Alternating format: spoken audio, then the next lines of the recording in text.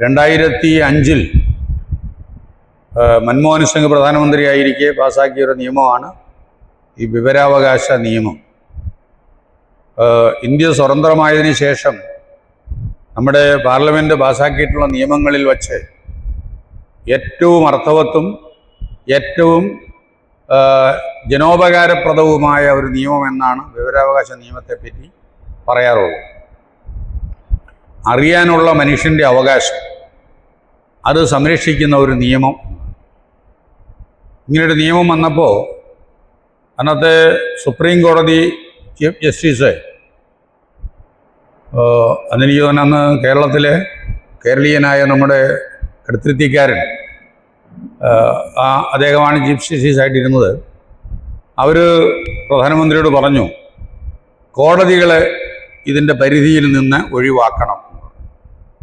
പക്ഷേ മൻമോഹൻ സിംഗ് അത് അംഗീകരിച്ചില്ല. അദ്ദേഹം പറഞ്ഞു, ആരെയും ഒരു ജനാധിപത്യ സ്ഥാപനത്തെയും ഇതിൽ നിന്ന് ഒഴിവാക്കുന്നില്ല, പ്രധാനമന്ത്രിയുടെയും രാഷ്ട്രപതിയുടെയും ഓഫീസ് വരെ വിവരാവകാശ നിയമത്തിൻ്റെ പരിധിയിൽ വരും എന്ന് പറഞ്ഞ് കോടതിയുടെ അന്നത്തെ ജഡ്ജിമാരുടെ ഒരു താല്പര്യത്തെ അദ്ദേഹം നിരാകരിക്കുകയാണ് ചെയ്തത്.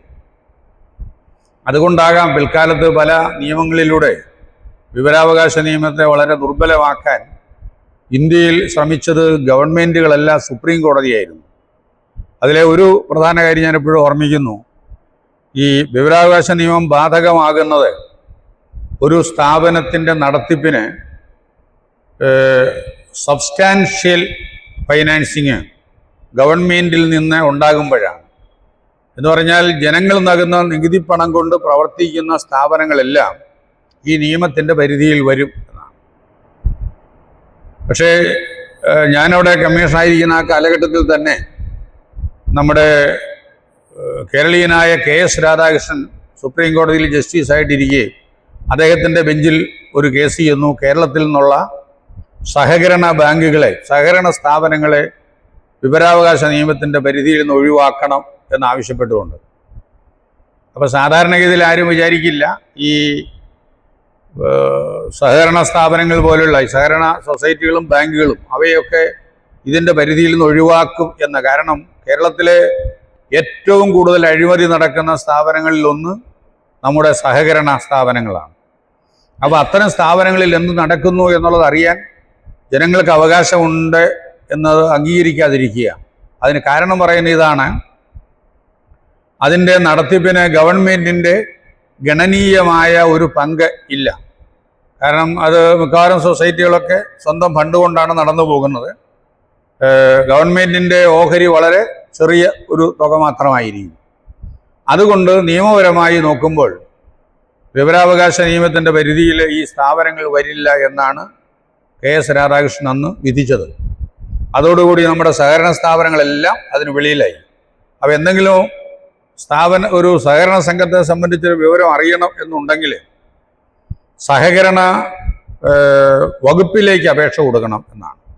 സഹകരണ വകുപ്പിൽ എൻ്റെ കാര്യത്തിലൊരു നിർദ്ദേശമുള്ളത്, അതിൻ്റെ നിയന്ത്രണത്തിലുള്ള സഹകരണ സംഘങ്ങളെ സംബന്ധിച്ച് ബാങ്കുകളെ ഇപ്പോൾ ബാങ്കൊന്നും ഉപയോഗിക്കാൻ പാടില്ല എന്ന് റിസർവ് ബാങ്ക് കർശനമായി വിലക്കിയിട്ടുണ്ട്. സൊസൈറ്റി എന്ന് മാത്രമേ ഉപയോഗിക്കാൻ പാടുള്ളൂ. അപ്പോൾ അത്തരം സ്ഥാപനങ്ങളെ സംബന്ധിച്ചുള്ള എല്ലാ വിവരങ്ങളും സഹകരണ വകുപ്പിലെ ഒരു ജില്ലാ രജിസ്ട്രാർ, ആ രജിസ്ട്രാറുടെ ഓഫീസിൽ ഉണ്ടായിരിക്കണം എന്നാണ്. അതുകൊണ്ട് സഹകരണ വകുപ്പ് ഈ വിവരാവകാശ നിയമത്തിൻ്റെ പരിധിയിലാണ്. അപ്പോൾ അവിടെ ഒരു അപേക്ഷ കൊടുത്താൽ അവർ വിവരം നമുക്ക് തന്നേ മതിയാവും. അപ്പോൾ അങ്ങനെ അപേക്ഷ കൊടുത്ത് വേണമെങ്കിൽ വാങ്ങിക്കാം എന്നാണ്. അപ്പം അത്രയൊന്നും ആളുകൾ മെനക്കെട്ടില്ല. നേരെ സഹകരണ സംഘത്തിൽ, നേരത്തെ സഹകരണ സംഘം സെക്രട്ടറി അതിൻ്റെ ഈ പബ്ലിക് ഇൻഫർമേഷൻ ഓഫീസറായിരുന്നു. ഈ നിയമത്തിൻ്റെ ഒരു പ്രത്യേകത, എല്ലാ ഗവൺമെൻറ് സ്ഥാപനങ്ങളിലും ഈ വിവരാവകാശ നിയമത്തിൻ്റെ നടത്തിപ്പിന് വേണ്ടി തന്നെ ഒരു സംവിധാനം പ്രത്യേകം ഉണ്ടായിരിക്കണം എന്നാണ്. അവിടുത്തെ ഒരു ഉദ്യോഗസ്ഥനെ ആ സ്ഥാപനത്തിൻ്റെ മേധാവി സ്റ്റേറ്റ് പബ്ലിക് ഇൻഫർമേഷൻ ഓഫീസർ എന്നുള്ള ഒരു തസ്തികയിൽ നിയമിക്കണം. അത് അഡീഷണലായിട്ട് എന്തെങ്കിലും റെമ്യൂണറേഷൻ ഉള്ളതോ ഒന്നുമല്ല, അയാളുടെ ഔദ്യോഗിക ജോലിയോടൊപ്പം തന്നെ നിർവഹിക്കേണ്ട ഒരു കാര്യമാണിത്. അത് നിർവഹിക്കില്ല എന്ന് പറയാൻ നിർവാഹമില്ല. കാരണം ഈ നിയമത്തിൻ്റെ ഒരു കാർക്കശ്യം കൊണ്ട് അതിനെ നിഷേധിക്കാൻ സാധിക്കുകയില്ല. അപ്പോൾ ആരെങ്കിലും ഒരു അപേക്ഷ കൊടുക്കണമെങ്കിൽ അയാൾ അഡ്രസ്സ് ചെയ്യേണ്ടത് സ്റ്റേറ്റ് പബ്ലിക് ഇൻഫർമേഷൻ ഓഫീസർ, പിന്നെ സ്ഥാപനത്തിൻ്റെ പേരും കൂടി വേണ്ടു. ആരാണ് ആ ഓഫീസർ എന്നുള്ളത് പോലും നമ്മൾ അറിയണ്ട, അയാളുടെ പേരും അറിയണ്ട. പേരിലല്ല അപേക്ഷ കൊടുക്കേണ്ടത്, ഈ ഡെസിഗ്നേഷനിലാണ്. State public information officer, village office അല്ലെ താലൂക്ക് ഓഫീസ് തൊടുപുഴ എന്ന് പറഞ്ഞാൽ കൊടുക്കേണ്ടതാണ്. അവിടുത്തെ താലൂക്ക് ഓഫീസർക്കല്ല, തഹസീൽദാർക്കല്ല കൊടുക്കേണ്ടത്, ഈ ഓഫീസർക്കാണ്.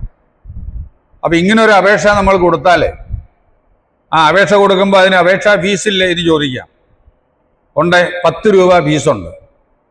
ആ 10 രൂപ ഫീസ് എന്ന് പറയുന്നത് 10 രൂപയുടെ ഒരു കോർട്ട് ഫീസ് സ്റ്റാമ്പ് നമ്മൾ കൊടുക്കുന്ന അപേക്ഷയിൽ ഒട്ടിച്ചിരുന്നാൽ മാത്രം മതി. അങ്ങനെ ഒരപേക്ഷ ചെന്നാൽ ആ പബ്ലിക് ഇൻഫർമേഷൻ ഓഫീസർ 30 ദിവസത്തിനുള്ളിൽ നമ്മൾ ചോദിക്കുന്ന കാര്യങ്ങൾക്ക് മറുപടി തന്നിരിക്കണം എന്നാണ്.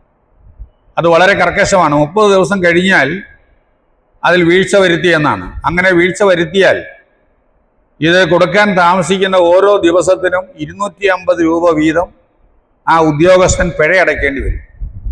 അങ്ങനെ പരമാവധി 25,000 രൂപ വരെ ഇതിനെ ശിക്ഷ വിധിക്കാനായിട്ട് കമ്മീഷന് അധികാരമുണ്ട്. അത് കമ്മീഷനാണ്, സംസ്ഥാന കമ്മീഷനാണത് ആ ശിക്ഷ വിധിക്കേണ്ടത്. അപ്പം ഇതിന് 1, 2, 3 തട്ടുകളുണ്ട്. അതായത് നമ്മൾ നേരെ അപേക്ഷ കൊടുക്കുന്നത് ഈ ഏറ്റവും താഴെത്തട്ടിലുള്ള ഓഫീസുകളിലെ സ്റ്റേറ്റ് പബ്ലിക് ഇൻഫർമേഷൻ ഓഫീസർക്കാണ്. അവിടെ നിന്ന് അദ്ദേഹം അതിന് മറുപടി തരുന്നില്ല, അല്ലെങ്കിൽ തന്ന മറുപടി തെറ്റാണ് എന്ന് തോന്നിയാൽ നമുക്ക് അവിടെ തന്നെ ഒരു അപ്പീൽ അധികാരി ഉണ്ടാവും.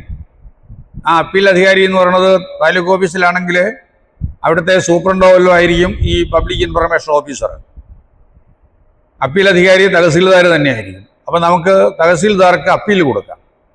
അപ്പീൽ കിട്ടിയാൽ പരമാവധി 45 ദിവസം അതിനുള്ളിൽ ഈ പരാതിക്കാരനെയും പബ്ലിക് ഇൻഫർമേഷൻ ഓഫീസറെയും വിളിച്ചു വരുത്തി അവർക്ക് പറയാനുള്ളത് കേട്ട് ഒരു ഓർഡർ ഇടണം.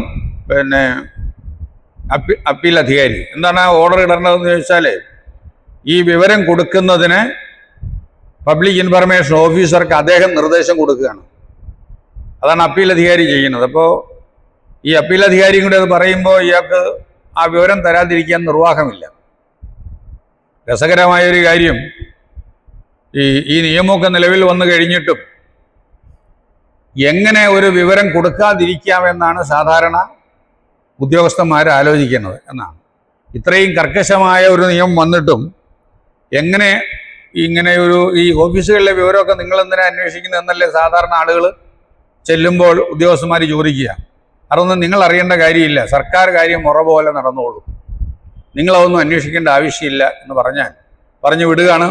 ഇപ്പം അങ്ങനെയല്ല, ഒരു കാര്യം ചോദിച്ചിട്ട് അതിന് മറുപടി തരുന്നില്ല. അപ്പം നമ്മൾ കൊടുത്ത ഒരു അപേക്ഷ അതിൽ തീരുമാനം ഉണ്ടാകുന്നതിന് വൈകുന്നത് കണ്ടാൽ നമ്മൾ നേരിട്ട് ചെന്ന് അത് അന്വേഷിക്കുമ്പോൾ അവർ പറയും അതൊക്കെ അതിൻ്റെ സമയത്ത് അങ്ങ് നടന്നോളൂ. എന്നാൽ സാറേ ഞാൻ വിവരാവകാശ നിയമപ്രകാരം ഒരു അപേക്ഷ തരാം എന്ന് പറഞ്ഞാൽ സാധാരണഗതിയിൽ അത് വേണ്ട, അതൊക്കെ ഞങ്ങളങ്ങ് തന്നോളാം എന്ന് പറയും. കാരണം ഈ വിവരാവകാശ നിയമപ്രകാരം അപേക്ഷ കിട്ടിയാലേ വളരെ കൃത്യമായിട്ട് സമയബന്ധിതമായിട്ട് മറുപടി കൊടുത്തില്ലെങ്കിൽ അതിന് മുകളിലേക്ക് പരാതി ചെല്ലും. ഈ അപ്പീൽ അധികാരിയുടെ നടപടിയും പരാതിക്കാരന് സ്വീകാര്യമല്ലെങ്കിൽ അയാൾക്ക് സംസ്ഥാന കമ്മീഷനിലേക്ക് നേരിട്ട് പരാതി അയക്കാം. അങ്ങനെ അവിടെ നേരിട്ട് പരാതി ചെന്നാൽ അവിടെ സെക്രട്ടറിയാണ് അത് കൈകാര്യം ചെയ്യുന്നത്. സെക്രട്ടറിക്കാണ് ഈ പരാതി ചെല്ലുന്നത്. സെക്രട്ടറി അത് തരംതിരിച്ച് ഓരോ കമ്മീഷണർക്കത് അലോട്ട് ചെയ്യും. കമ്മീഷണർമാർ ഈ പരാതി പഠിച്ച് ഈ പരാതിക്കാരനെയും ബന്ധപ്പെട്ട പബ്ലിക് ഇൻഫർമേഷൻ ഓഫീസറെയും വിളിച്ചു വരുത്തി ഒരു കോടതിയിൽ എന്നതുപോലെ വിചാരണ നടത്തി അതിനൊരു ഉത്തരവ് കൊടുക്കുകയാണ് ചെയ്യുന്നത്. ആ ഉത്തരവിലാണ് വീഴ്ച വരുത്തിയ ദിവസങ്ങൾ കണ്ടെത്തി അതിന് ഇത്ര രൂപ ഫൈൻ അടയ്ക്കാൻ ആവശ്യപ്പെടും. അത് ചിലർക്ക് 25,000 രൂപ വരെ ശിക്ഷ കൊടുക്കേണ്ടി വരും. കാരണം ചില ഉദ്യോഗസ്ഥന്മാരെ വിവരം കൊടുക്കുകയില്ല, അവരെന്തെങ്കിലും മുടന്തൻ ന്യായങ്ങൾ പറഞ്ഞ് അത് കൊടുക്കാതിരിക്കും. അവിടെ അതിൻ്റെ വിവരമില്ല, ഫയലില്ല, ബന്ധപ്പെട്ട ഓഫീസറില്ല എന്നൊക്കെ പറഞ്ഞ് കൊടുക്കാതിരിക്കുമ്പോൾ ഇത് കമ്മീഷണർക്ക് തോന്നും ഇത് കൊടുക്കാതിരിക്കാനുള്ള മുടന്തൻ ന്യായങ്ങളാണ് ഇയാൾ പറയുന്നത്. അങ്ങനെ വന്നാൽ സഹികെട്ട് അയാൾക്ക് പരമാവധി ശിക്ഷ കൊടുക്കും. അങ്ങനെ ശിക്ഷ കൊടുത്തു കഴിഞ്ഞാൽ ആ ഉദ്യോഗസ്ഥ അല്ലെങ്കിൽ ഉദ്യോഗസ്ഥൻ ആ തുക കൃത്യമായിട്ട് അടച്ച് വിവരം കമ്മീഷനെ അറിയിക്കണം എന്നാണ് നിയമം.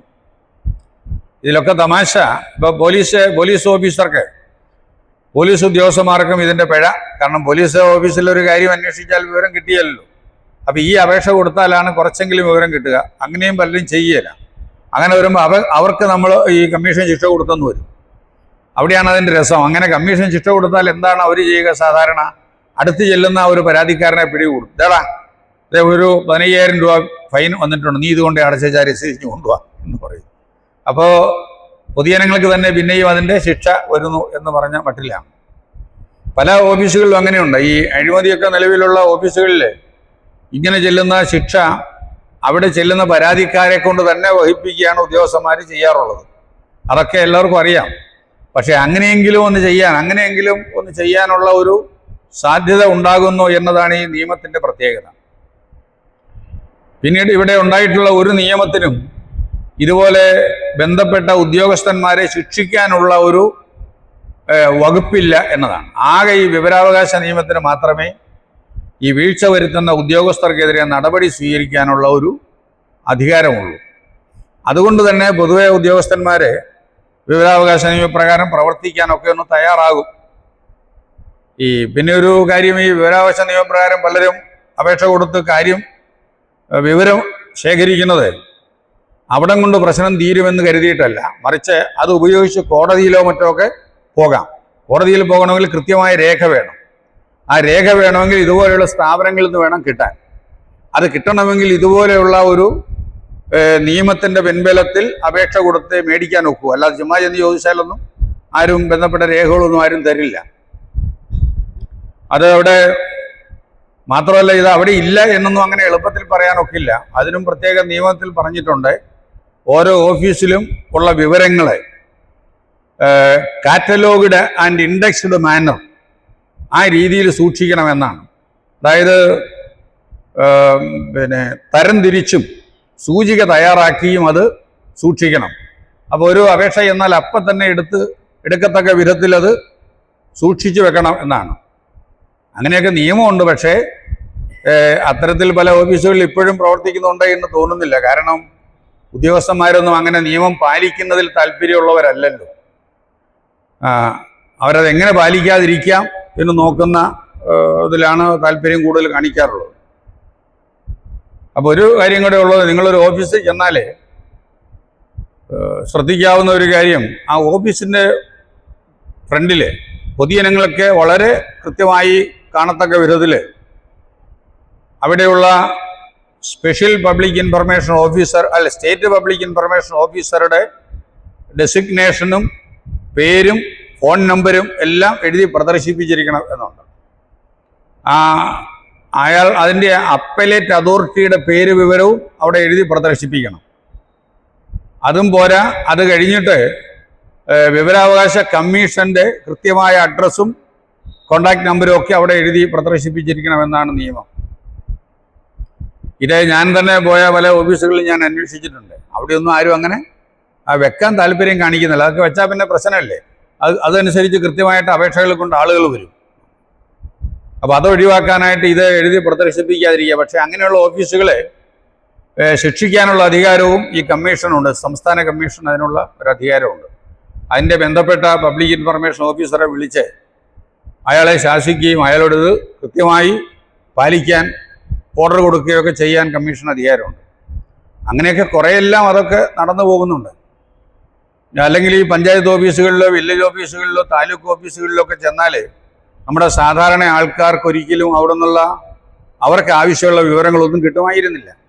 ഇപ്പോൾ അത് ഈ ഒരു നിയമം വന്നതിന് ശേഷം ഇതിൻ്റെ ഒരു പ്രത്യേകത കൂടിയുണ്ട്. എന്തിനാണ് നിങ്ങൾ ഈ വിവരം ചോദിക്കുന്നത് എന്ന് ചോദിക്കാൻ പാടില്ല. നിങ്ങളുടെ ഐഡൻറ്റിറ്റി അത് ചോദിക്കാൻ പാടില്ല. ആകെ ഉണ്ടായിരിക്കേണ്ടത് അപേക്ഷകരുമായിട്ട് ബന്ധപ്പെടാൻ ആവശ്യമായ വിലാസം മാത്രമാണ്. അത് മാത്രമേ ഇല്ലെങ്കിൽ ഇത് കൃത്യമായിട്ട് അഡ്രസ്സ് എഴുതി തരാനായിട്ട് പറയാം എന്ന് മാത്രമേ ഉള്ളൂ. ബാക്കി ഒരു കാര്യവും ചോദിക്കാൻ നിർവാഹമില്ല. ഇപ്പം എഴുതാൻ അറിയാൻ വയ്യാത്ത ആളുകളാണ് ചെല്ലുന്നതെന്ന് വിചാരിക്കുക.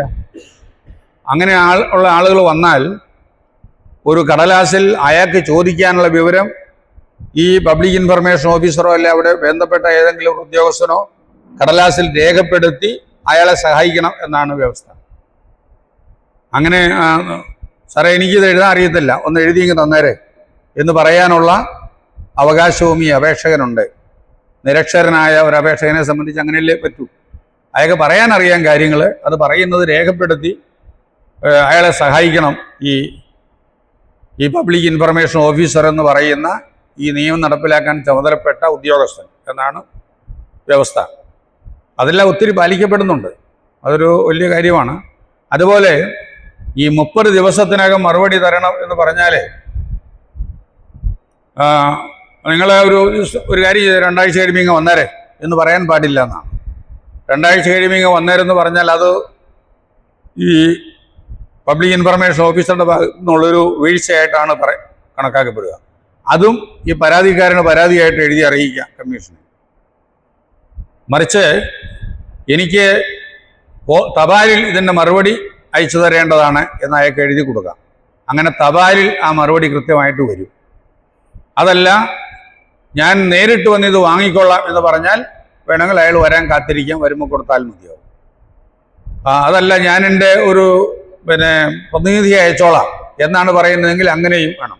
അപേക്ഷകൻ എന്താണോ പറയുന്നത് അതനുസരിച്ച് അവിടെ പ്രവർത്തിക്കണമെന്നാണ്.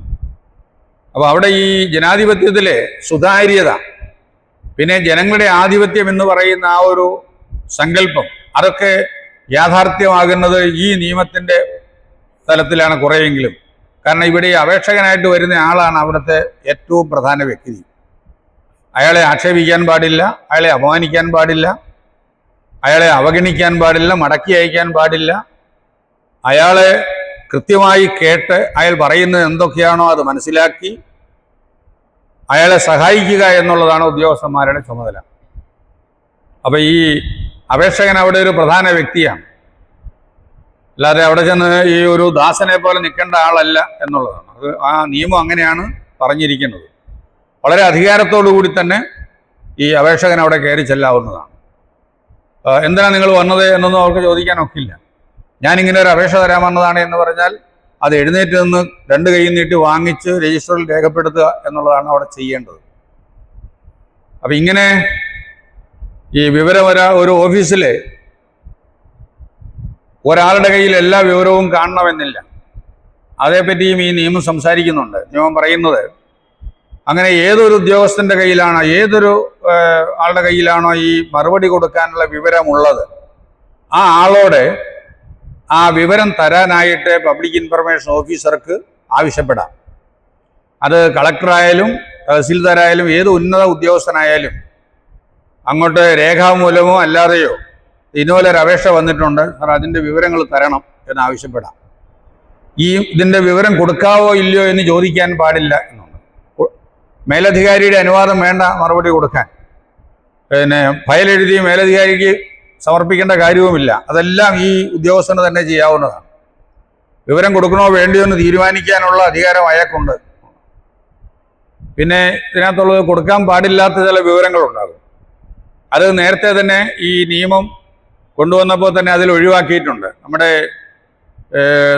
രാജ്യത്തിൻ്റെ വിദേശകാര്യവുമായി ബന്ധപ്പെട്ട കാര്യങ്ങൾ, പ്രതിരോധവുമായി ബന്ധപ്പെട്ട കാര്യങ്ങൾ, ഇപ്പോൾ CBI പോലെയുള്ള കുറ്റാന്വേഷണ സ്ഥാപനങ്ങളുമായി ബന്ധപ്പെട്ട വിവരങ്ങൾ, ക്രൈം ബ്രാഞ്ചിങ്, അങ്ങനെയുള്ള കാര്യങ്ങൾ അത് ചോദിക്കരുത് എന്നാണ്. കാരണം അത് ചോദിച്ച് അത് സാധാരണ ആളുകൾ അറിയേണ്ട കാര്യങ്ങളല്ല, അവരുടേതായ തലത്തിൽ നടക്കുന്ന ഒന്നുമല്ല, അവരുടെ ഇടപെടലും അതിനാവശ്യമില്ല.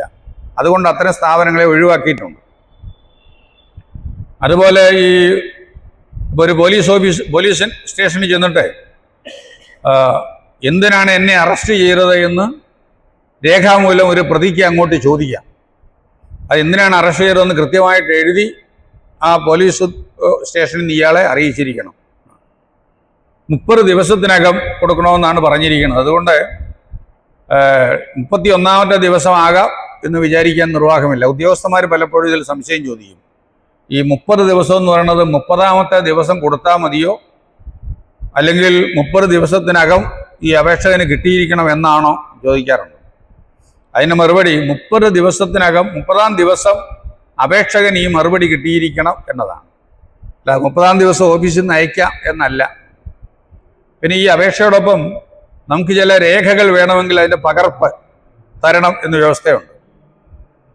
ആ പകർപ്പ് തരണമെങ്കിൽ അതിനെ ഫോട്ടോസ്റ്റാറ്റ് എടുത്താണ് തരുന്നതെങ്കിൽ ഒരു ഫോട്ടോസ്റ്റാറ്റിന് 1 രൂപയോ 50 പൈസയോ നിലവിലുള്ള റേറ്റ് എന്തോ അത് അടയ്ക്കാനായിട്ട് നമ്മുടെ അപേക്ഷകനോട് ആവശ്യപ്പെടാം. അത് രേഖാമൂലം അറിയിക്കണം. നിങ്ങൾ ആവശ്യപ്പെട്ടിരിക്കുന്ന പകർപ്പുകൾ തരുന്നതിന്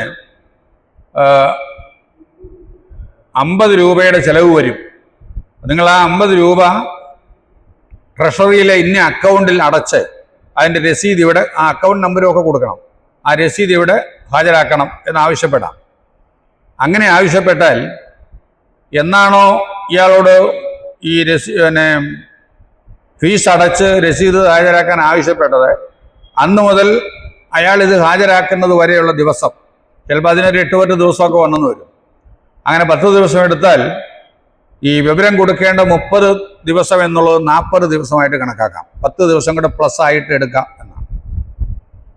അങ്ങനെയൊക്കെ ഉള്ള ചില കാര്യങ്ങളുണ്ട്.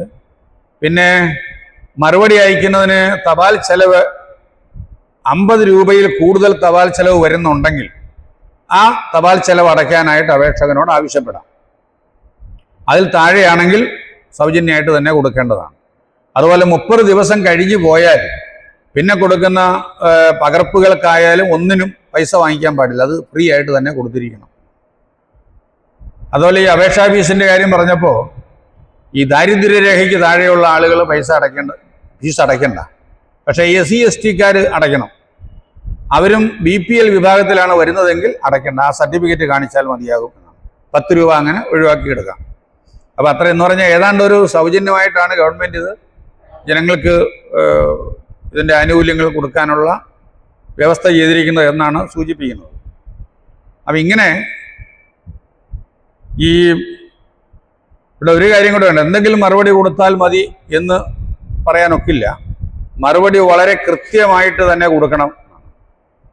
അപേക്ഷകന് തോന്നുകയാണ് ഈ തന്നിരിക്കുന്ന മറുപടി എനിക്ക് തൃപ്തികരമല്ല എന്ന് തോന്നിയാൽ, നിങ്ങൾക്ക് ഈ മറുപടി തൃപ്തികരമല്ലെങ്കിൽ ഇന്നേക്ക് 30 ദിവസത്തിനുള്ളിൽ നിങ്ങൾക്ക് അപ്പീൽ കൊടുക്കാവുന്നതാണ്. അപ്പീൽ അധികാരിയുടെ വിലാസം കൂടെ ഈ മറുപടി ചേർത്ത് കൊടുക്കണം.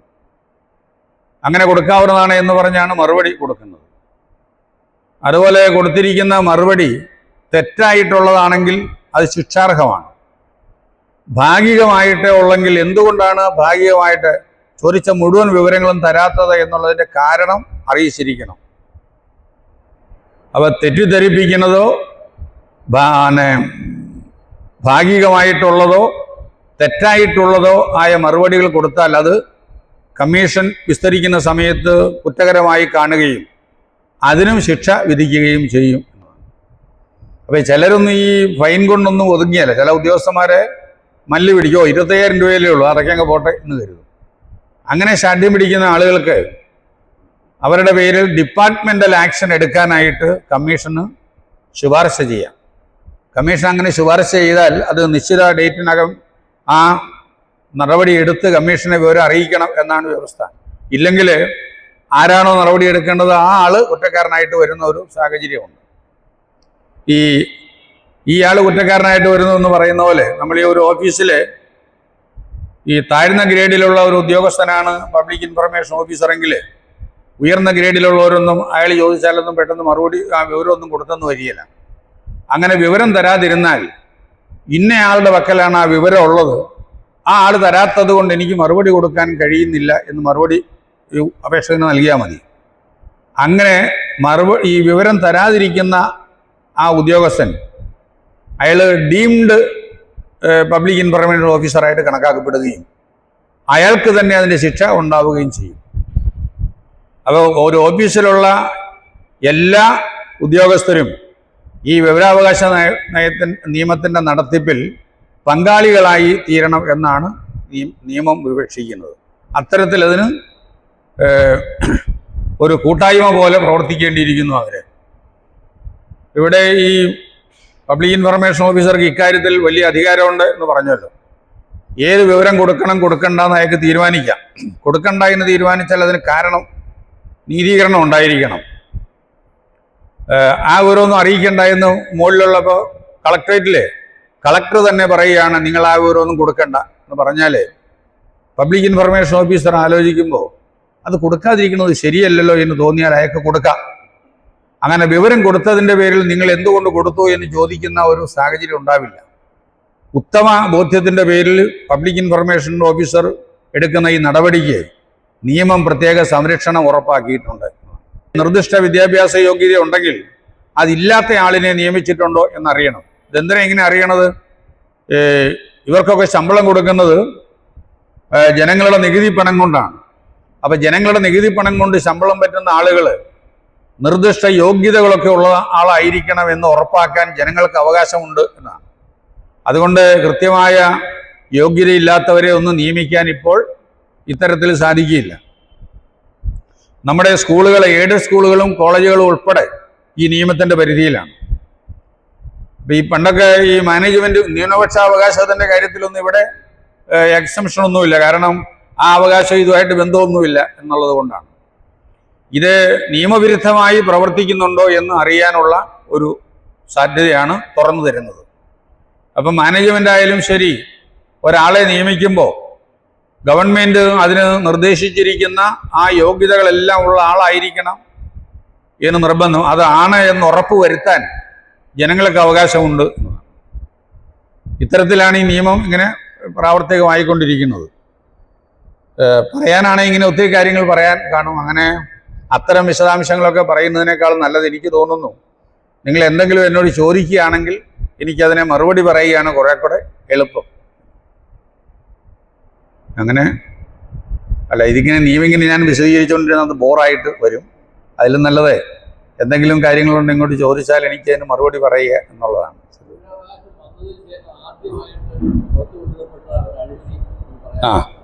ഈ 2005 നിയമം ഉണ്ടാകുന്നത്. അതിനുശേഷം പുറത്തു വന്ന അഴിമതികളൊന്ന് കോമൺവെൽത്ത് ഗെയിംസുമായിട്ട് ബന്ധപ്പെട്ടുണ്ടായ വലിയ അഴിമതികളുണ്ട്.